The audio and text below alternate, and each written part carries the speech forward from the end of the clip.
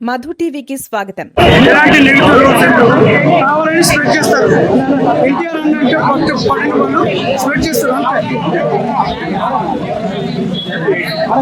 అంటే క్లైమాక్స్ ఎలా అనిపిస్తుంది మరి మీకు? బాగా చేసిందా? చాలా బాగుంది. మీకు ఏం నచ్చింది మూవీలో?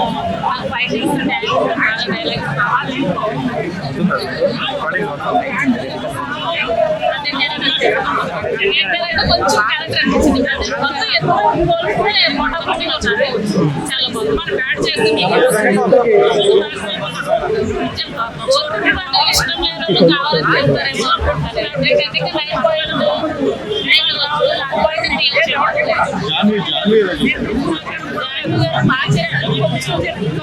అరగంటే బాగుండే అనిపిస్తుంది. చాలా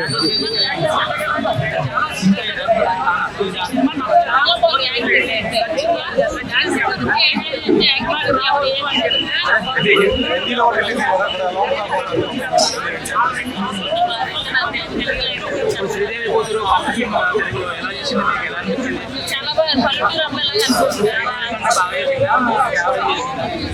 శ్రీదేవి కంటే ఎక్కువ చేసిందనైతే నేను అనలేను. అప్పుడే ఫస్ట్ మూవీ కదా తెలుగులో, తర్వాత చూసే చేసుకోవచ్చు అనుకున్నాను. డైరెక్షన్ ఎలా అనిపించిందండి మరి? కొరటాల శివ గారి గురించి చెప్పాల్సిన లేదు.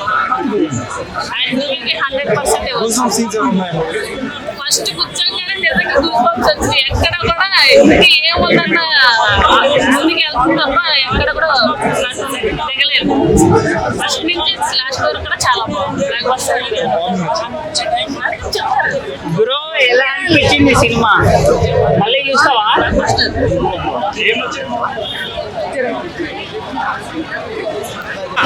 దేవర్ ఒక్కరే ఇది చెప్తే మన థియేటర్ ఎవరు పోరు, అవునా కదా? కెమెరామ్యాన్ గారు కరెక్టా కదా? ఇది చెప్తే థియేటర్ ఎవరు పోరు. సరే మరి దేవర ఎట్లా చెప్పు. సో దేవర కథ ఏంటి?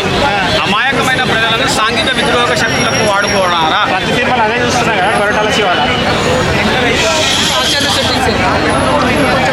చేస్తే పళ్ళే కదమ్మా తోమేది, అవునా కదా? పళ్ళే కదా. అంటే ప్రతి సినిమా చూడలే కదా, డైలీ ఒకటే చూపెట్టి తింటావా? డైలీ ఒకటే ఫుడ్ తింటావా?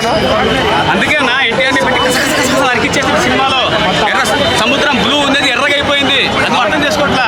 అర్థమైంది? అది కథ ఏంటి అనేటువంటి ఆ తంగంని లైన్ చేయడం కోసం 3 గంటల సినిమా తీశారా, లేకపోతే మురళీకృష్ణ గారి యొక్క ఆగడాలను చెక్ పెట్టడం కోసం దేవర సముద్రపు కొండపైన ఉన్నాడా అనేటువంటిది రాజమౌళి సెంటిమెంట్ తర్వాత వస్తున్న సినిమా. అంటే పాదఘట్టం 2 లెక్క ఉందా అన్న?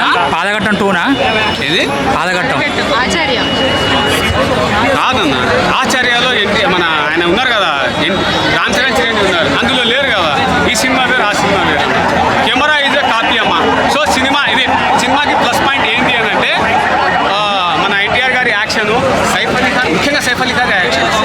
అందరూ ఛత్రపతి 2 అంటా ఉన్నారన్న. ఛత్రపతి 2 అంటా ఉన్నారు. అంటారన్న.